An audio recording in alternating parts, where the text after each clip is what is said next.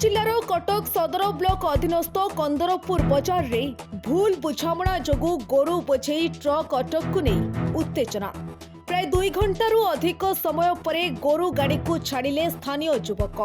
घटनारू प्रकाश जे प्राय 9 घटिका मध्यरे कंदरपुर बजार रे गोटे ट्रक ओडी 050381 रे गाई 12टी, बलद 7टी, बाछुरी 7टी, षंढ 3टी को नहीं जाउथिबा बेले स्थानीय अंचलर युवक माने गोरु बोझेई ट्रक को अटकाइथिले एवं ट्रक ड्राइवर को सह ट्रक रे बसिथिबा पुलिस को गोरु गाड़ी कुआडे जाउछि बोली पचारिथिले।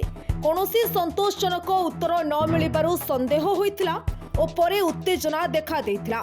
घटनास्थल रे कंदरपुर पुलिस पहुंची गाड़ी को थाना को नहीं जाइथिले।